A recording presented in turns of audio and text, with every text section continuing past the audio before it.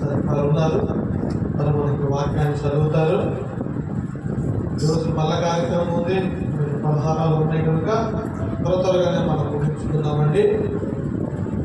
అందరూ కూడా 147వ కీర్తన భాగం వినారా? ఈరోజు కొంచెం త్వరగా పాటల కార్యక్రమం ముగిస్తాము, ఏమనుకోవద్దు. రేపు నుంచి మళ్ళీ అందరూ పాడుకోవచ్చు. ఎందుకంటే ఆరాధన ఉంది, వాక్యం ఉంది, మల్లారాధన ఉంది, చాలా కార్యక్రమాలు ఉన్నాయి. అందుకని 147వ కీర్తన దాదాపుగా 20 వచనాలు ఉన్నాయి. ప్రతి ఒక్కరు చదువుతారు. మనం శ్రద్ధ కలిగి దేవుని యొక్క వాక్యాన్ని విందాం. వీడియో తినాలి కీర్తన కూడా బాగా చదవాలి. ఏమంటే రికార్డ్ అవుతున్నాయి కానీ అన్ని పెట్టమంటాను. అందులో 147 అందరూ ఫోన్లు చేసి వాక్యాలు పాటలు అట్లేదు అడుగుతున్నారు. ఎంతమంది అనుకున్నారు అడిగేది? 385 మంది అడుగుతున్నారు. మన యూట్యూబ్లో రావట్లేదండి, అంతమంది సబ్స్క్రైబర్లు ఉన్నారు. ఇక్కడ జరిగే ఆరాధన అంతమంది చూస్తున్నారు.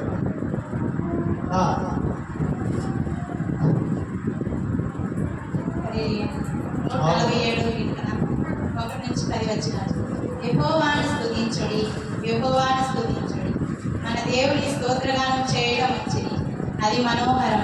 స్తోత్రం చేయుట గొప్పదం. యెహోవాయే యెరూషలేమును కట్టువాడు, చెదిరిన ఇశ్రాయేలును పోగు చేయువాడు. గుడ్డ చెదిరిన వారిని ఆయన బాగు చేయువాడు, వారి గాయములను కట్టువాడు. నక్షత్రముల సంఖ్యను ఆయన నియమించి ఉన్నాడు. వాటికన్నిటికీ పేరు పెట్టుచున్నాడు. మన ప్రభువు గొప్పవాడు, ఆయన అధిక శక్తి గలవాడు, ఆయన జ్ఞానము మితిలేని. యెహోవా దీనులను లేవనెత్తువాడు, భక్తిహీనులను ఆయన నేలను కూర్చును. కృతజ్ఞతాస్తుతులతో యెహోవాను కీర్తించుడి, సితారతో మన దేవుని కీర్తించుడి. ఆయన ఆకాశం మేఘాలతో కప్పువాడు, భూమి కొరకు వర్షము సిద్ధపరచువాడు, పర్వతముల మీద గడ్డి మొలిపించువాడు.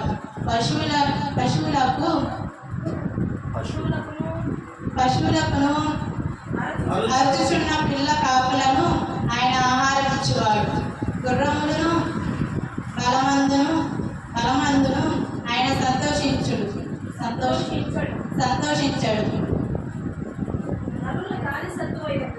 నరుల కాలి సత్తుయందు ఆయన ఆనందించడు.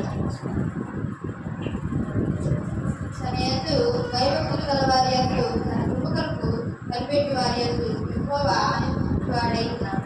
యెరూషలేమా, యెహోవాను కొనియాడు, సీయోను నీ దేవుని కొనియాడు. ఆయన నీ కుటుంబముల గడియలు బలపరిచి ఉన్నాడు, నీ మధ్యను నీ పిల్లలను ఆశీర్వదించి ఉన్నాడు.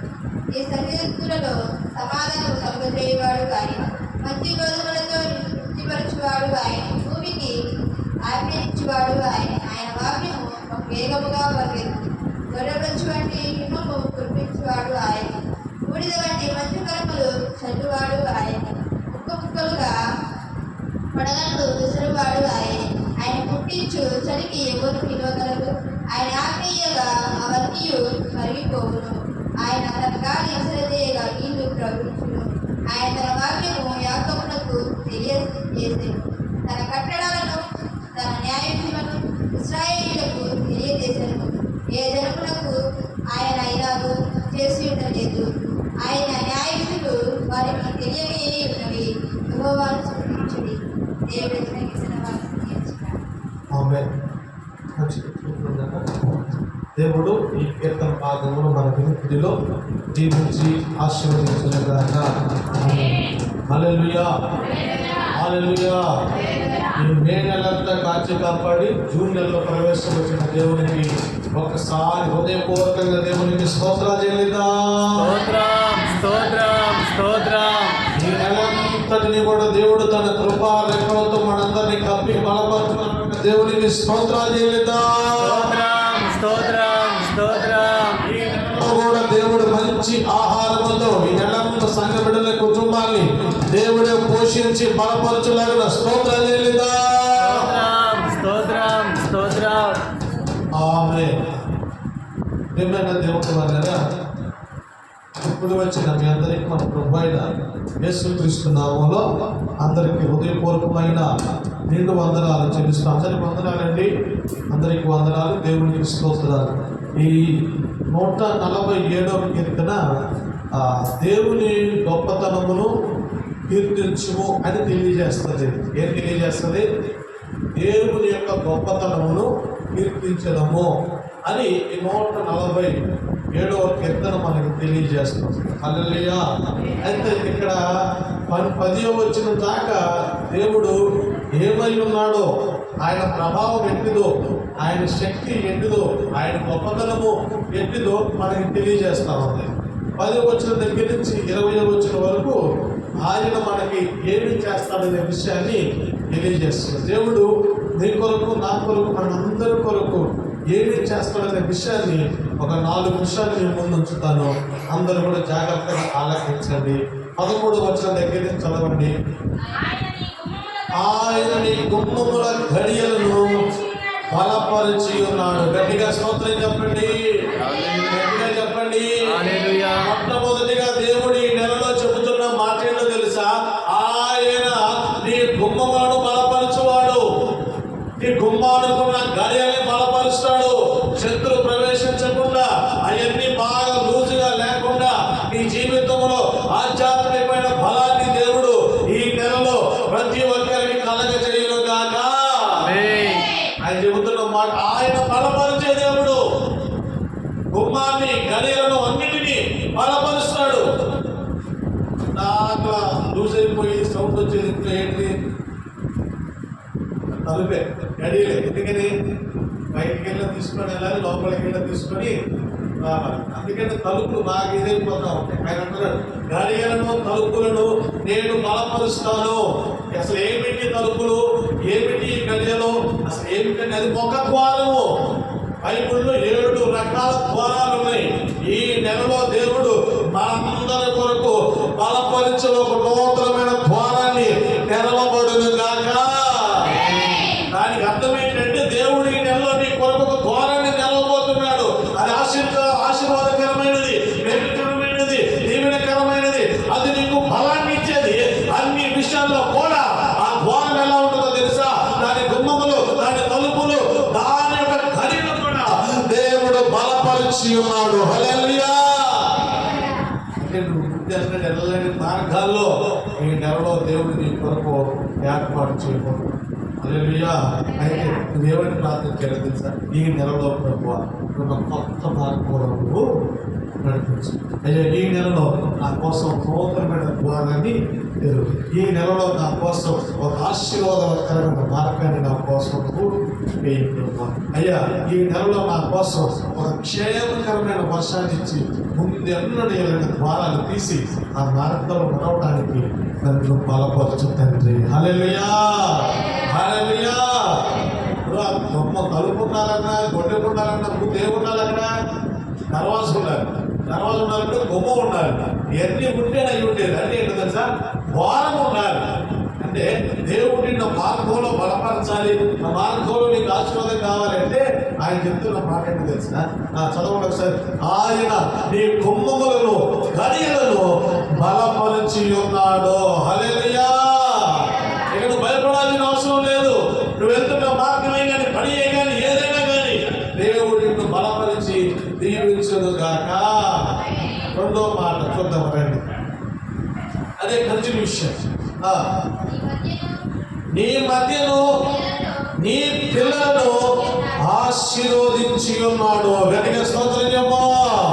రెండోదిగా ఈ నెలలో నీకు నూతనమైన ద్వారాలు దేవుడు తెరవబోతున్నాడు. అందులో నిన్ను బలపరిచి నడిపించబోతున్నాడు. అయితే రెండో మాట అంటున్నాడు ఏంటో తెలుసా? ఈ మధ్య నీ పిల్లల్ని ఆశీర్వదిస్తాడా? ఆశీర్వదించున్నా లేకపోతే దించి ఉన్నాడా? ఆశీర్వదించి నీ పిల్లలందరూ ఎప్పుడు ఆశీర్వదించబడ్డారు? వాళ్ళు ఎలాగ బైబుల్లో పెంచాలో, దేవుడి మార్గంలో పెంచాలో, మందిర అనుగుణంగా పెరగాలో నువ్వు చెబితే చాలు. వాళ్ళకి నువ్వు చెప్పకపోతే సాతాను పాపం ఎలా చెప్పుకోవాలో సాతాను చెప్పు.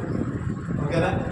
దేవుడు మందిరానికి వెళ్ళమని నువ్వు చెప్పలేదనుకో, దేవుడు మార్గంలో ఉండమని నువ్వు చెప్పలేదనుకో, బైబుల్ చదవమని నువ్వు చెప్పలేదు చెప్పలేదనుకో, ఏయ్ ప్రార్థన చేయడం నువ్వు చెప్పలేదనుకో, ప్రార్థన చెప్తాడు బాయ్ నువ్వు చేయాల్సిందంతా నువ్వు చేయి. నువ్వు బోధించకపోతే వాడు బోధిస్తాడు. హల్లెలూయా. పిల్లలు ఎలాగ పెరగాలో, ఎలాగ జీవించాలో, ఎలా ఒదిగి ఉండాలో నువ్వు చెప్పకపోతే, ఎలా చెడిపోవాలో, ఎలా పెరగడాలో, ఎలా మోపడాలో, ఎలాగ అహంకారం పట్టి ఉండాలో వాడు నేర్పిస్తాడు. అర్థమైందా? కాబట్టి నీ మధ్య నీ పిల్లలను దేవుడు ఆశీర్వదించి ఉన్నాడు. అది మనం గ్రహించాలి. నీ పిల్లలు ఆశీర్వదించబడిన వారే, దీవించబడిన వారే. వారిని బోధించకుండా, వారిని సన్మానించకుండా, వారిని గౌరవించకుండా ఉంటే ఆశీర్వాదానికి మొదలుగా గురుగులు జల్లి వారి శాపగ్రస్తులు కనిపిస్తుంది. హల్లెలూయా, హల్లెలూయా. కాబట్టి రెండోదిగా అంటున్నాడు ఆయన, నీ పిల్లలను ఆయన నీ మధ్య. ఇక పిల్లల ఆశీర్వాదాలు కల్లారా చూస్తావు. దీర్ఘాయు అంటే ఏంటి తెలుసా? పిల్లల ఆశీర్వాదం చూడటమే దీర్ఘాయు. పిల్లల అభివృద్ధిని చూడటమే దీర్ఘాయు. వాళ్ళ ఆశీర్వాదం, వాళ్ళ పేరు, వాళ్ళ ఉన్నతమైన స్థితిలోకి వెళ్ళిన తర్వాత అందరంత ఎత్తులో ఉన్నప్పుడు వాళ్ళని చూసి మొట్టమొదటి సంతోషించేది ఎవరు? హల్లెలూయా. మన జాగ్రత్తకి అన్నప్రసన్న చేశారు. వాళ్ళ అమ్మ అనేది ఏమవుతుంటారు, అన్నప్రసన్నమే. ఇంటి గిన్నెలో అన్న పాయసం పెడితే ఎంత సంతోషం. ఎందుకని మా బిడ్డ ఇప్పటి నుంచి బలమైన ఆహారం తింటున్నాడు, ఒక్కలు తింటున్నాడు, ఆనందం. గట్టిగా స్తోత్రం చెప్పు, గట్టిగా చెప్పు. నీ మధ్య నీ పిల్లల్ని దేవుడు ఏం చేశాడంట? ఆశీర్వదించి ఉన్నాడు. నీ బిడ్డలను ఆశీర్వదించుకుంటారు. ఇది మొదలుకొని ఈ జూన్ నెల నుంచి నువ్వు గుర్తుపెట్టుకోండి. అయితే వాళ్ళు ఆశీర్వదించడానికి ఏం జరిగింది? వాళ్ళకు ఏం చేయాలి? మోత చేయకుండా వాళ్ళు కూడా మాటలు మోత చేసుకుంటూ వాళ్ళు మాటలు. నువ్వు మోత చేయకుండా కోపడ్డావు అనుకో, వాళ్ళు తిరగబడి ఏం చేస్తారు? గట్టిగా స్తోత్రం చెప్పండి, గట్టిగా చెప్పండి. కాబట్టి నీ మధ్య నీ పిల్లల్ని ఆయన ఆశీర్వదించి ఫస్ట్ ఏం చేశాడు? నీ కోసం ఆయన గుమ్మాన్ని గడియల్లో బలపరిచాడు. రెండోది ఏం చేశాడు? నీ మధ్య నీ పిల్లల్ని ఆశీర్వదించాడు. మూడోది చదువుతుందండి, 14 చదవండి నాన్న. నీ సరిహద్దులలో సమాధానము కలుగ చేయువాడు ఆయనే. గట్టిగా స్తోత్రం చెప్పండి. హల్లెలూయా. ఈ రోజున సమాధానం లేని ఇళ్ళెన్ని, సమాధానం లేని మనుషులు ఎంతమంది, ఈ రోజు సమాధానం లేని కుటుంబాలు ఎన్ని, సమాధానం లేని నివాసాలు ఎన్ని, సమాధానం లేని గృహాలు ఎన్ని. అంతగా కాదు, సమాధానం లేని హృదయాలు ఎన్ని. వారికి వ్యక్తిగతంగా సమాధానం లేదు. అయితే ఈ నెలలో ప్రభు అంటున్న మాట ఏంటో తెలుసా? నీ సరిహద్దుల్లో నీకు సంబంధించింది ఎక్కడెక్కడైతే ఉంటుందో, అది పడియే కానీ సరిహద్దే కానీ ఎక్కడైనా సరే సమాధానముతో నింపబడుతూ గాక. మన దేవుడు ఎవరంటే సమాధానానికి ఆయన కర్త అయి ఉన్నాడు. సమాధానకర్త అయిన దేవుడు శీఘ్రముగా సాతాన్ని మీ పాదాల కింద చెదగ దొక్కించి మీకు ఆయన సమాధానం కలగజేయును గాక. మూడోదిగా ఏంటో తెలుసా? సమాధానం కలగజేసి దేవుడు ఎక్కడ? నీ సరిహద్దులో అంటే నీ ఇంటిలో, నీ సరిహద్దులో అంటే నీ దేహంలో, నీ సరిహద్దులో అంటే నీ ఆలోచన పరిధులంతటిలో దేవుడు ఒక సమాధానాన్ని నీకు కలగజేస్తాడు. ఆ విషయాన్ని మనం గుర్తుపెట్టుకోవాలి. ఆ విషయాన్ని మనం కేంద్రీకరించుకోవాలి. ఆ విషయాన్ని మనం అవలంబించుకోవాలి. సమాధానకరంగా ఉండవు, సమాధానకరంగా ఇల్లు ఉండవు, సమాధానాత్మక కుటుంబాలు, గృహాలు ఉండవు. దేవుడు అయితే అంటున్నాడు, ఆయన సరిహద్దుల్లో సమాధానమును కలగజేయువాడు ఆయనే. హల్లెలూయా. సమాధానం కలగజేయాలంటే ఒక మాటలో యొక్క డెఫినేషన్ ఎలా ఉండాలి? ఇంట్లో ఎలా ఉంటే సమాధానం ఉంటుంది? అసలు అసమాధానం కలగజేసేది ఎవరు? రామపతి సమాధానం కలిగిన దేవుడు సాతాన్ని మొదలెట్టిన స్థితిలో పంపిస్తాడంటే సమాధానం లేకుండా తెచ్చేది సాధన. ఓకేనా? చీకటి లేదా అలా ఇవన్నీ నీకు సమాధానం లేకుండా కలిపి చేస్తుంది.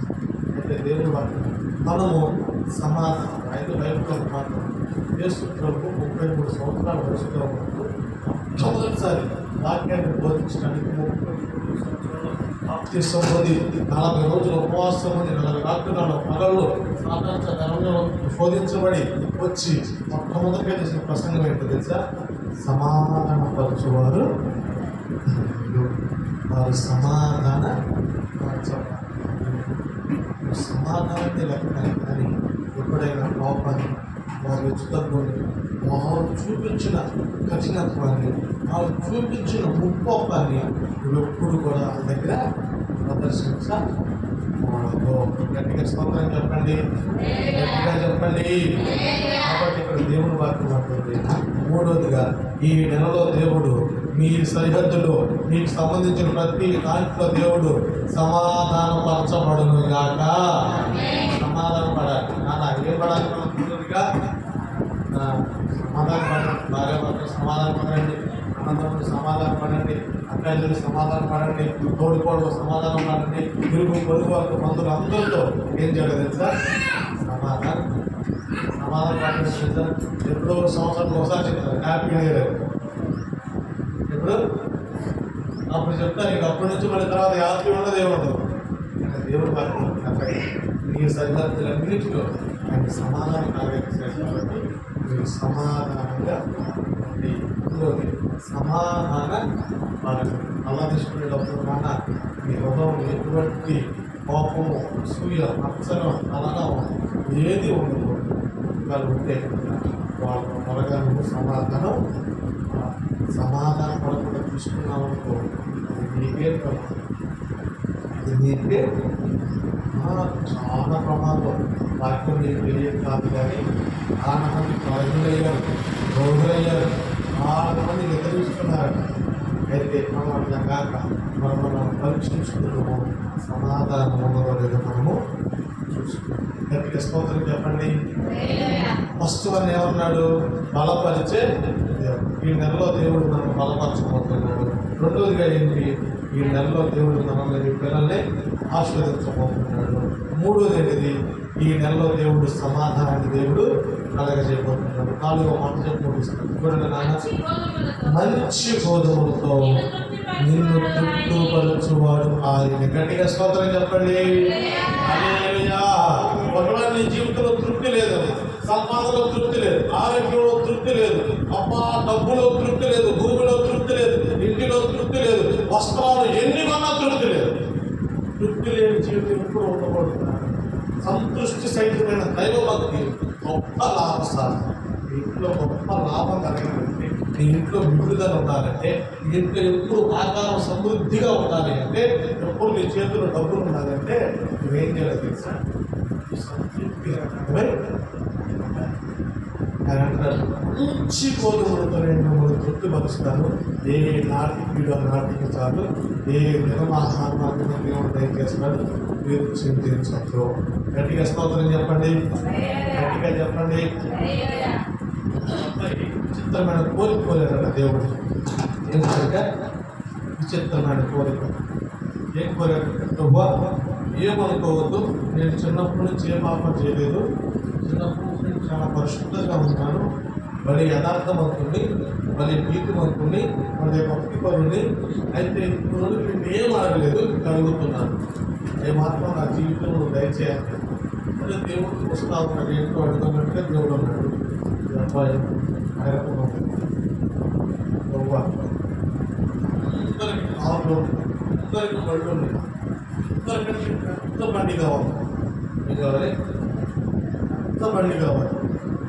ఓకే, ఏమనుకోదు అడుగుతాడు. నాకు అందరికంటే కష్టాశ్రమంలో పెద్ద బండి కావాలి. రెండోది, ఎప్పుడు నా సంచిలో, నా బ్యాగ్లో డబ్బులు ఉండాలి. ఏముండాలంట? ఎప్పుడు డబ్బులు ఉండాలి. డబ్బు లేకపోతే బాగోదు, డబ్బు లేకపోతే సమాజం బాగోదు, డబ్బు లేకపోతే కొనలేవు. కాబట్టి నా సంచిలో ఎప్పుడు డబ్బులు ఉండాలి అన్నాడు. మూడోది, ఇలా అడుగుతున్నా అనుకోవాలి, తప్పు అనుకోవాలి, పాపం చేయడానికి కాదు, నా చుట్టూ ఎప్పుడు ఆడపిల్లలు ఉండాలి. ఏముండాలి? ఇదే అడుగుతున్నాను నేను. ఈ 3 చాలు తప్పిక ఆమె అన్నాడు. దేవుడు పైన చూసి దేవుడు కూడా ఆమె అన్నాడు. అనగానే ఇంటికి వెళ్ళిపోతే